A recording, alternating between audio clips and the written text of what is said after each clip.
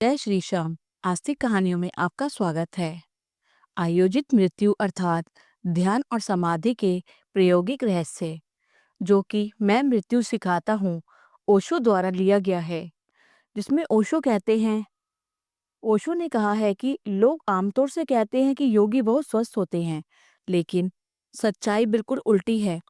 सच्चाई आज तक यह है कि योगी हमेशा रुग्ण रहा है और कम उम्र में मरता रहा है, और उसका कुल कारण इतना है कि उन दोनों शरीरों के बीच जो एडजस्टमेंट चाहिए, जो तालमेल चाहिए, उसमें विघ्न पड़ जाता है।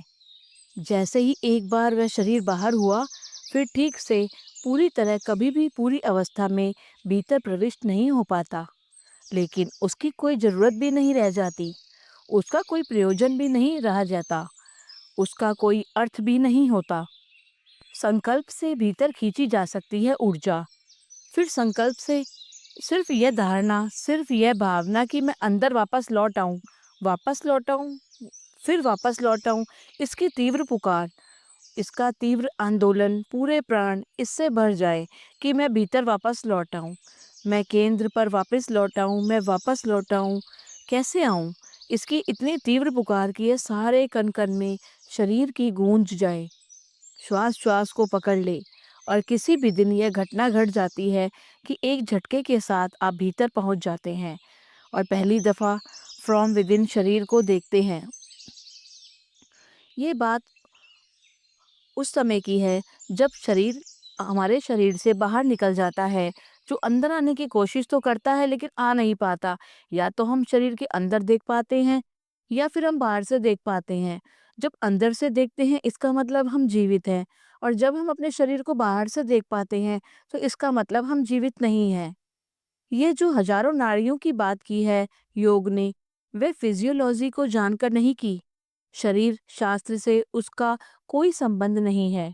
वे नाड़ियां जानी गई हैं भीतर से, और इसलिए आज जब फिजियोलॉजी उन पर विचार करती है तो पाती है कि इन्हें नाड़ियां कहाँ हैं। ये जो 7 चक्र बताए हैं, ये कहाँ हैं? वे कहीं भी नहीं है शरीर में। शरीर में वे कहीं नहीं है, क्योंकि शरीर को हम बाहर से जांच रहे हैं। वे कहीं नहीं मिलेंगे। और एक जांच है कि शरीर को भीतर से जानना, इनर फिजियोलॉजी, वह बहुत सटल फिजियोलॉजी है। वे बहुत सूक्ष्म शरीर शास्त्र है। वहां से जानने पर जो नाड़ियां जानी गई हैं, जो केंद्र जाने गए हैं, वे बिल्कुल अलग हैं। इस शरीर में खोजने से वे कहीं भी नहीं मिलेंगे। वे केंद्र इस शरीर और उस भीतर की आत्मा के कॉन्टेस्ट फील्ड्स, जहाँ ये दोनों मिलते हैं। सबसे बड़ा कॉन्टेस्ट फील्ड, सबसे बड़ा संपर्क का स्थल नाभि है। इसलिए आपको ख्याल होगा कि अगर आप कार चला रहे हो तो एकदम से एक्सीडेंट होने लगे तो सबसे पहले नाभि प्रभावित हो जाएगी, एकदम नाभि अस्त व्यस्त हो जाएगी, क्योंकि वहाँ सबसे ज्यादा गहरा उस आत्मा और शरीर के बीच का संबंध का क्षेत्र है। वे सबसे पहले अस्त व्यस्त हो जाएगा मौत को देखकर। जैसे ही मौत सामने दिखाई पड़ेगी, नाभि अस्त व्यस्त हो जाएगी। सारे शरीर के केंद्र से, और शरीर की एक आंतरिक व्यवस्था है जो उस अंतस शरीर और उस शरीर के बीच संपर्क से स्थापित हुई है। जिन चक्रों की बात है वे उनके संपर्क स्थल हैं। निश्चित ही एक बार भीतर से शरीर को जानना एक बिल्कुल ही दूसरी दुनिया को जान लेने के बराबर है, जिसका हमें कोई भी पता ही नहीं है। मेडिकल साइंस जिसके संबंध में एक शब्द भी नहीं जानती और नहीं जान सकेगी अभी। एक बार ये अनुभव हो जाए कि मैं अलग और यह शरीर अलग है, तो मौत ही खत्म हो गई, मृत्यु है ही नहीं फिर। और फिर तो शरीर के बाहर आकर खड़े होकर देखा जा सकता है। यह कोई फिलोसफिक विचार नहीं है, यह कोई दार्शनिक तात्विक चिंतन नहीं है कि मृत्यु क्या है, जीवन क्या है। जो लोग इस पर विचार करते हैं कि वे 2 कौड़ी का भी फल कभी नहीं निकाल पाते, यह तो है कि एग्जिस्टेंशियल अप्रोच, यह तो अस्तित्ववादी खोज है। जाना जा सकता है कि मैं जीवन हूँ, जाना जा सकता है कि मृत्यु मेरी नहीं है, इसे जिया जा सकता है, इसके भीतर प्रविष्ट हुआ जा सकता है। लेकिन जो लोग केवल सोचते हैं कि हम विचार करेंगे कि मृत्यु क्या है और जीवन क्या है, वे लाख विचार करें, जन्म जन्म तक विचार करें, उन्हें कुछ पता भी नहीं चल सकता, क्योंकि हम विचार करेंगे और करके रहेंगे विचार करेंगे तो क्या करेंगे? केवल उसके संबंध में विचार किया जा सकता है जिसे हम जानते हों, जो नोन हो, जो ज्ञात हो, उसके बाबत विचार हो सकता है। जो अननोन है, वो अज्ञात है, उसके बाबत कोई विचार ही नहीं कर सकते हम। आप वही सोच सकते हैं कि जो आप जानते हैं। कभी आपने ख्याल किया कि आप उसे नहीं सोच सकते जिसे आप नहीं जानते? उसे कैसे सोचेंगे? How to conceive it? इसकी कल्पना ही कैसे हो सकती है? उसकी धारणा ही कैसे हो सकती है जिसे हम जानते ही नहीं? जीवन हम जानते नहीं, मृत्यु हम जानते नहीं, सोचेंगे हम क्या? इसलिए दुनिया में मृत्यु और जीवन पर दार्शनिकों ने जो कहा है, उसका दो कौड़ी भी मूल्य नहीं है। फिलॉसफी की किताबों में जो लिखा है मृत्यु और जीवन के संबंध में, उसका कौड़ी भर मूल्य नहीं है, क्योंकि वो लोग सोच सोच कर लिख रहे हैं। सोच कर लिखने का कोई सवाल ही नहीं है। सिर्फ योग ने जो कहा है जीवन और मृत्यु के संबंध के बारे में, उसके अतिरिक्त आज तक सिर्फ शब्दों का खेल ही हुआ है, क्योंकि योग जो कह रहा है वह एक एग्जिटेंशियल, एक लिविंग, एक जीवन अनुभव की बात है। आत्मा अमर है।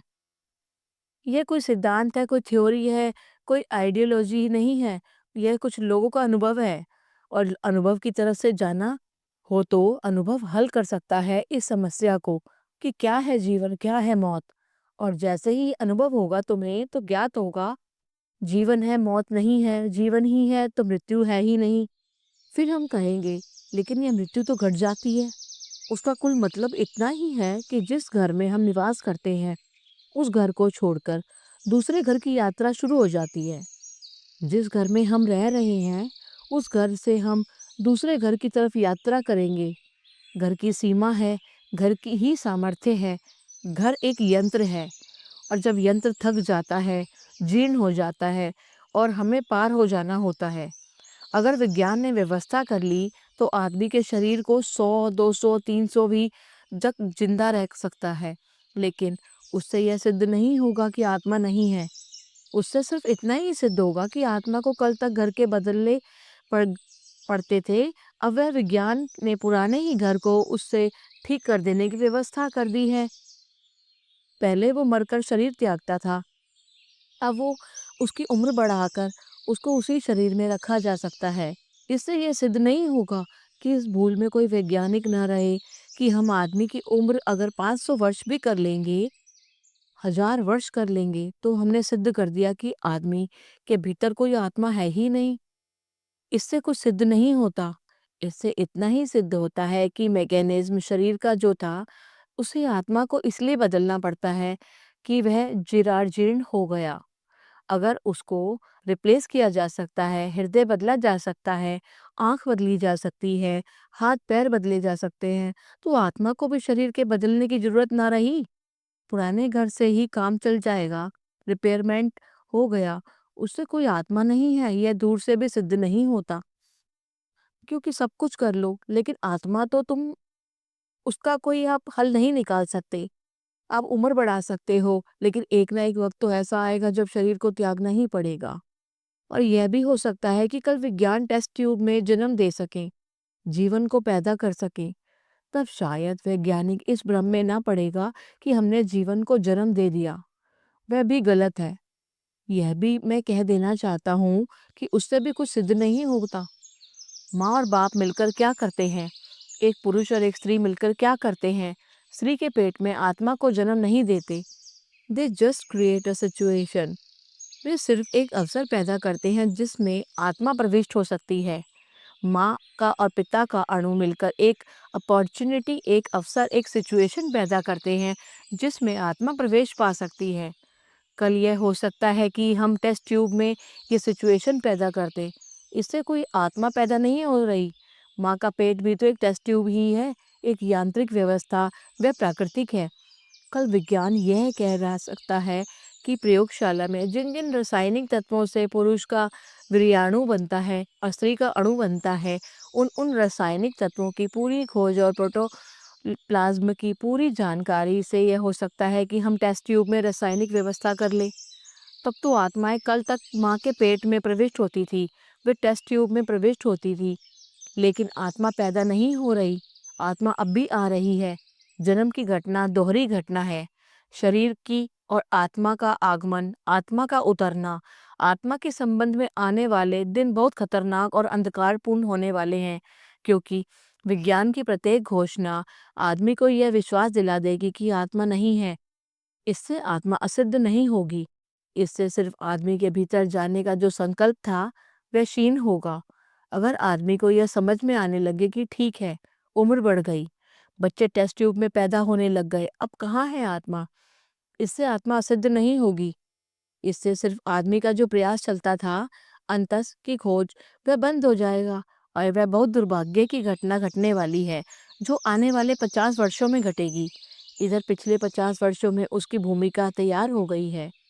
दुनिया में आज तक पृथ्वी पर दीन लोग रहे हैं, दरिद्र लोग रहे हैं, दुखी लोग रहे हैं, बीमार रहे हैं। उनकी उम्र कम थी, उनके पास भोजन नहीं था, अच्छे कपड़े ना थे। लेकिन आत्मा की दृष्टि से दरिद्र लोगों की संख्या जितनी आज है उतनी कभी नहीं थी। उसका कुल एक ही कारण है कि भीतर कुछ है ही नहीं, तो भीतर जाने का सवाल क्या है। एक बार अगर मनुष्य जाति को यह विश्वास आ गया कि भीतर कुछ है ही नहीं, तो वहां जाने का सवाल खत्म हो जाता है। आने वाला भविष्य अत्यंत अंधकारपूर्ण और खतरनाक हो सकता है। इसीलिए हर कोने से इस संबंध में प्रयोग चलते रहने चाहिए कि ऐसे कुछ लोग खड़े होकर घोषणा करते रहें, सिर्फ शब्दों की और सिद्धांतों की नहीं, गीता, कुरान, बाइबल की पुनरुक्ति की नहीं, बल्कि घोषणा कर सके जीवंत कि मैं जानता हूँ कि मैं शरीर नहीं हूँ। और न केवल ये घोषणा शब्दों की हो कि यह सारे जीवन से प्रकट होती रहे, तो शायद हम मनुष्य को बचाने में सफल हो सकते हैं। अन्यथा विज्ञान की सारी विकसित अवस्था मनुष्य को यह यंत्र में परिणत कर देगी कि और जिस दिन मनुष्य जाति को यह ख्याल आ जाएगा कि भीतर कुछ भी नहीं है, उस दिन से शायद भीतर के सारे द्वार बंद हो जाएंगे। और उसके बाद क्या होगा, बहुत मुश्किल है कहना। आज तक भी अधिक लोगों के भीतर के द्वार बंद रहे हैं, लेकिन कभी-कभी कोई एक साहसी व्यक्ति भीतर की दीवारें तोड़कर घुस जाता है। कभी कोई एक महावीर, कभी कोई एक बुद्ध, कभी कोई एक क्राइस्ट, कभी कोई एक लाओ से तोड़ देता है दीवार को और भीतर घुस जाता है। उसकी संभावना भी रोज-रोज कम होती जा रही है।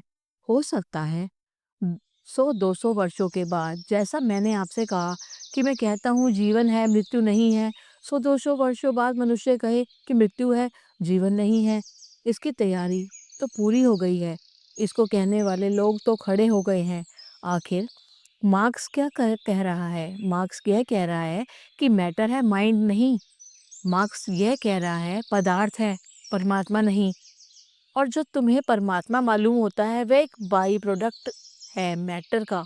वह भी पदार्थ की ही उत्पत्ति है, वह भी पदार्थ से पैदा हुआ है। मार्क्स ये कह रहा है कि जीवन नहीं है, मृत्यु है, क्योंकि अगर आत्मा नहीं है तो पदार्थ ही है, तो फिर जीवन नहीं है, मृत्यु ही है। मार्क्स की इस बात का प्रभाव बढ़ता ही चला गया। ये शायद आपको पता नहीं होगा, दुनिया में ऐसे लोग रहे हैं हमेशा जिन्होंने आत्मा को इनकार किया है, लेकिन आत्मा को इनकार करने वालों का धर्म आज तक दुनिया में पैदा नहीं हुआ। मार्क्स ने पहली दफा आत्मा को इनकार करने वाले लोगों का धर्म पैदा कर दिया है। नास्तिकों का अब तक कोई ऑर्गेनाइजेशन नहीं था। चारवाक थे, बृहस्पति थे, एपिकुरस था। दुनिया में अद्भुत लोग हुए जिन्होंने यह कहा कि नहीं आत्मा, लेकिन उनकी कोई ऑर्गेनाइजेशन, उनका कोई चर्च, उनका कोई संगठन नहीं था। मार्क्स दुनिया में पहला नास्तिक है जिसके पास ऑर्गेनाइज्ड चर्च है। आधी दुनिया उसके चर्च के भीतर खड़ी हो गई और आने वाले 50 वर्षों में बाकी आधी दुनिया भी खड़ी हो जाएगी। आत्मा तो है, लेकिन उसको जानने और पहचानने के सारे द्वार बंद होते जा रहे हैं। जीवन तो है, लेकिन उसके जीवन से संबंधित होने की सारी संभावनाएं क्षीण होती जा रही हैं। इसके पहले कि सारे द्वार बंद हो जाएं, जिनमें थोड़ी सी भी सामर्थ्य और साहस है, उन्हें अपने ऊपर प्रयोग करना चाहिए और चेष्टा करनी चाहिए कि भीतर जाने की, ताकि वे अनुभव कर सकें। और अगर दुनिया में 100-200 लोग भीतर भी ज्योति का अनुभव करते हों, तो कोई खतरा नहीं है। करोड़ों लोगों के भीतर का अंधकार भी थोड़े से लोगों के जीवन ज्योति से दूर हो सकता है और टूट सकता है। एक छोटा सा दिया और ना मालूम कितने अंधकार को तोड़ देता है।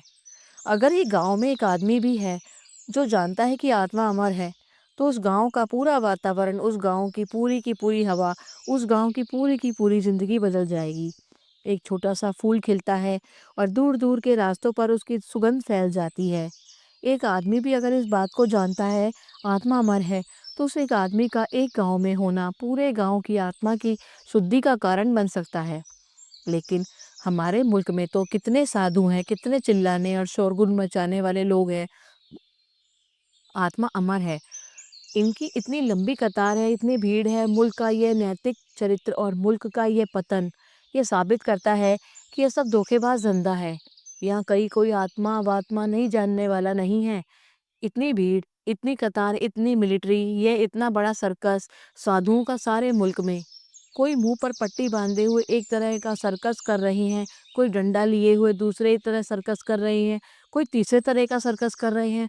इतनी बड़ी भीड़ आत्मा को जानने वाले लोगों की हो और मुल्क का जीवन इतने नीचे गिरता चला जाए, ये असंभव है। और मैं आपको कहना चाहता हूँ कि जो लोग कहते हैं कि आम आदमी ने दुनिया का चरित्र बिगाड़ा है, वो गलत है। आम आदमी हमेशा ऐसा रहा है, दुनिया का चरित्र ऊँचा था, कुछ थोड़े से लोगों के आत्म अनुभव की वजह से आम आदमी हमेशा ऐसा था कि आम आदमी में कोई फ़र्क नहीं पड़ गया। आम आदमी के बीच कुछ लोग थे जीवंत, जो समाज और उसकी चेतना को सदा ऊपर उठाते रहे, सदा ऊपर खींचते रहे। उनकी मौजूदगी, उनकी प्रेज़ेंस कैटेलिटिक एजेंट का काम करती रही और आदमी के जीवन को ऊपर खींचती रही। और अगर आज दुनिया में आदमी का चरित्र इतना नीचा है, तो ज़िम्मेदार है साधु, ज़िम्मेदार है महात्मा, ज़िम्मेदार है धर्म की बातें करने वाले झूठे लोग। आम आदमी ज़िम्मेदार नहीं है, उसकी कभी कोई रिस्पॉन्सिबिलिटी नहीं है, पहले भी नहीं थी, आज भी नहीं है। अगर दुनिया को बदलना हो, तो बकवास को छोड़ दे। हम एक-एक आदमी का चरित्र सुधारेंगे, तो हम एक-एक आदमी को नैतिक शिक्षा का पाठ देंगे। अगर दुनिया को बदलना चाहते हैं, तो कुछ थोड़े से लोगों को अत्यंत इंटेंस इनर एक्सपेरिमेंट में से गुजरना पड़ेगा। जो लोग बहुत भीतरी प्रयोग से गुजरने को राजी हैं, ज़्यादा नहीं, सिर्फ एक मुल्क में 100 लोग आत्मा को जानने की स्थिति में पहुंच जाएं, तो पूरे मुल्क का जीवन अपने आप ऊपर उठ जाएगा। 100 दिए जीवित और 100 सारा मुल्क ऊपर उठ सकता है। तो मैं राजी हो गया था इस बात पर बोलने के लिए कि सिर्फ इसलिए कि हो सकता है कि कोई हिम्मत का आदमी आ जाए, तो मैं उसको निमंत्रण दूंगा कि मेरी तैयारी है भीतर ले चलने की, तुम्हारी तैयारी हो तो आ जाओ। तो वहाँ बताया जा सकता है कि जीवन क्या है, मृत्यु क्या है। मेरी बातों को इतने प्रेम और शांति से सुना, उसके लिए बहुत-बहुत अनुग्रहित हूँ और अंत में सबके भीतर बैठे परमात्मा को प्रणाम करता हूँ और मेरे प्रणाम को स्वीकार करो। आयोजित मृत्यु अर्थात ध्यान और समाधि के प्रायोगिक रहस्य का अध्याय यहाँ संपूर्ण हुआ। अगले अध्याय में दूसरा प्रवचन आध्यात्मिक विश्व आंदोलन, ताकि कुछ व्यक्ति प्रबुद्ध हो सकें। अगले अंक में